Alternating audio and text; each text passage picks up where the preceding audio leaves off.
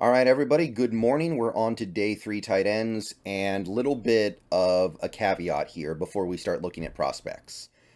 This is where, with a couple of exceptions, I think the level of interest has to wane significantly.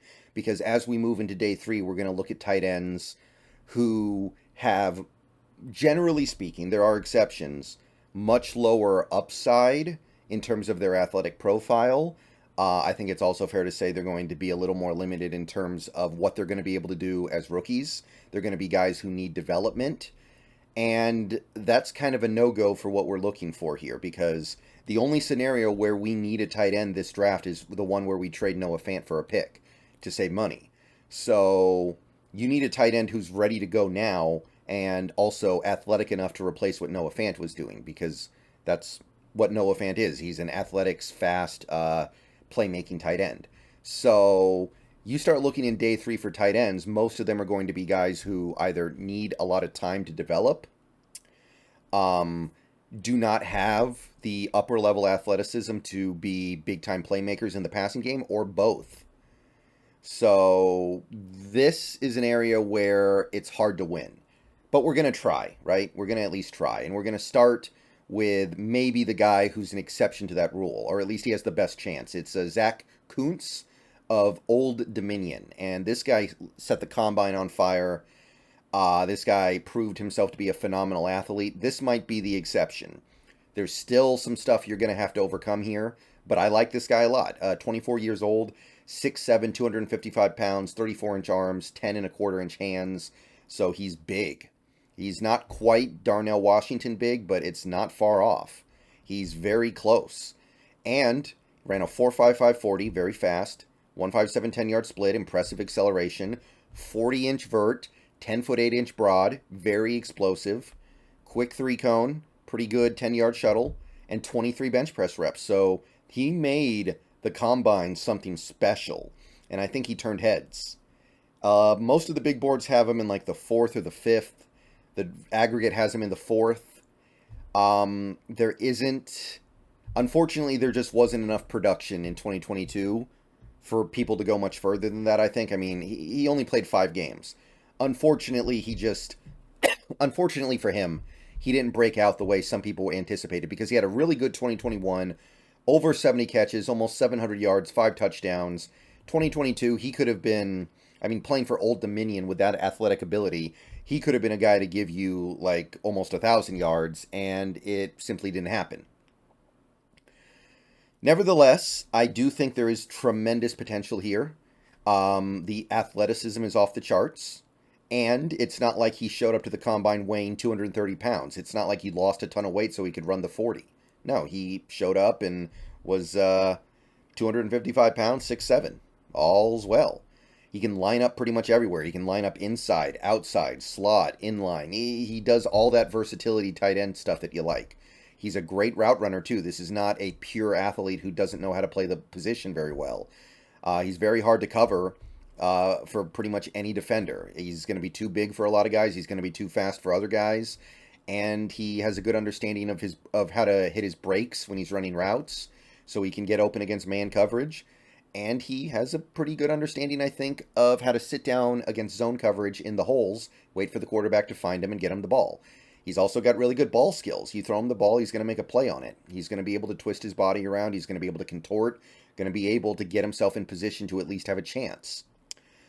He's also somebody who's going to get the ball and then fight hard to get extra yards. He's not going to be easy to take down. He's big, he's fast, he's athletic. He's going to make people miss, too. So Zack Kuntz might be the guy who's a little bit of an exception here. He has upper level upside. Now, he does need to get better as a blocker. I do think he's decent, though. I don't think he's bad. I just think he needs to get better. He doesn't use leverage well, which makes sense because he's so tall. I do think that even though he fights hard for extra yards, even though there are some things he can do, he doesn't have the yard after catch skills of some of the guys we've looked at. Like, he's not a yard after the catch threat quite the same way that Darnell Washington is. So, little bit disappointing in that regard, because he is such a phenomenal athlete. You would want a little bit more. And he did play at Old Dominion. Hard to find tape on him, by the way, because the school is so small. How is he going to adjust to playing NFL talent? The athleticism says he can do it, but can he do it? So, look, if he puts it all together, he's going to become one of the best tight ends in the league. If he puts it all together, he's got the size and the speed and the acceleration and the explosiveness to put it all together and become one of the best tight ends in the league. He just needs to be able to put it together. There's no guarantee of that. But honestly, I don't look at this guy and see a work in progress who's going to have to sit on the bench for 2 years. I see a guy who does need some work, but is surprisingly ready to produce now. I would take him in day 3 happily. I wouldn't even hate him in the third. I like this guy a lot. It's not just a combine thing. He's also good in these other areas. He's a good route runner. He's a smart player. He does the things that you want a more refined tight end to do. So third round for him. Okay, now we have Luke Schoonmaker of the Michigan Wolverines. Been a staple of their rushing attack for a few years now. 24 years old. 6'5", 251 pounds. Almost 33-inch arms, 9-inch hands.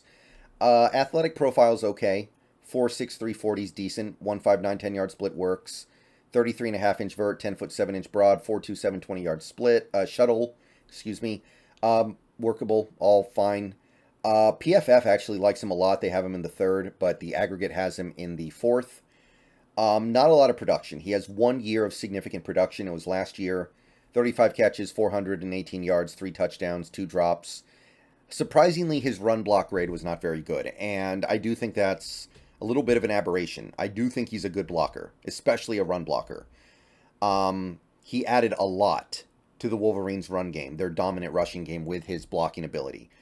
He's got reliable hands, doesn't drop a lot of passes.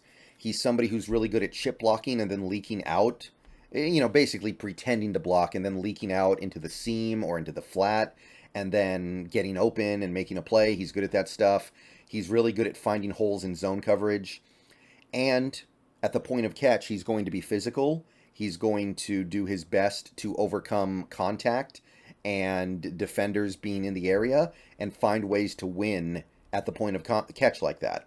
So there is some reason to believe his ability to produce in the passing game is beyond what his actual production was. However, that limited production still exists. We are still talking about a guy who has given you 1 season, I believe, over 200 receiving yards.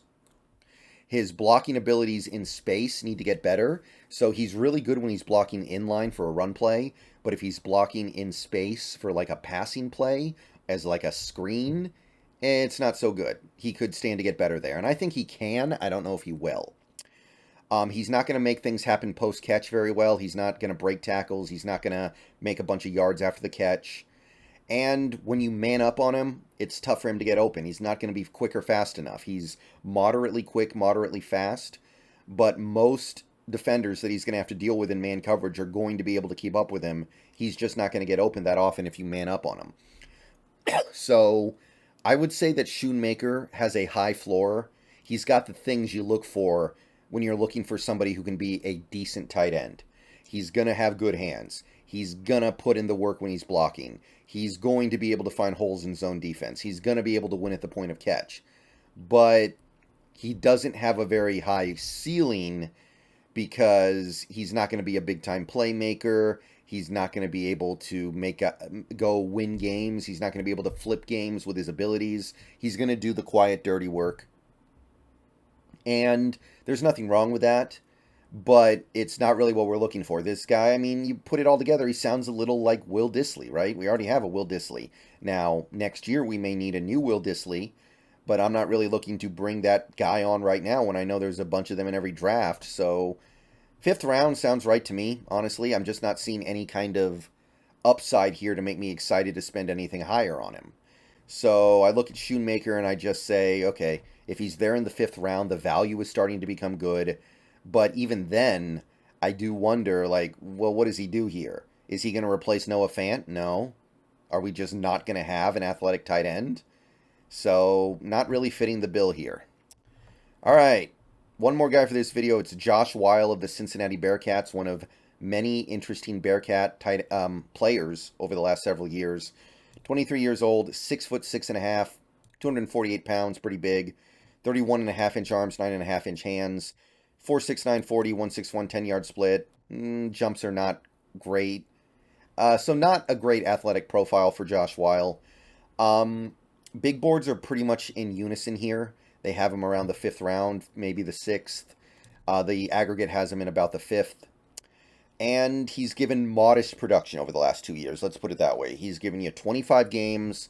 He's given you almost 60 catches, closing in on 700 yards and 9 touchdowns. Just the 1 drop last year, by the way. Good run blocking grade. So Josh Weil, effective, efficient. Nothing over the top crazy, though. I do think for his size, I mean, for a guy who's 6'7", he's an okay athlete. Obviously, it's not the thing that he's hanging his hat on, but it's decent. He's got a big catch radius, even though his arms are not that long because he's so tall. Got good ball skills. He's going to get involved in any ball that flies his way. He runs good quality routes. He has a good understanding of how to run routes, how to break, how to sell a route and then run a different one. He's pretty good at gaining yards after the catch. You get the ball in his hands. He can make things happen. He's improved a lot as a blocker over the last couple years. That's something that has been getting tracked over the last couple years. He's shown real improvement in that area, and he's proven pretty capable from the slot as well. So he can line up in line, and he can line up on the hash, basically. So there is good stuff about Josh Weil, but the lack of production, the lack of having a big year with Cincinnati, it's a little bit concerning.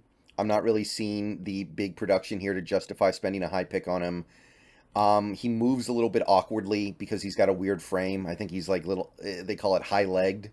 Like he's got a lot of leg, and that makes his movement just a little awkward at times on the football field. And he's certainly not a great athlete.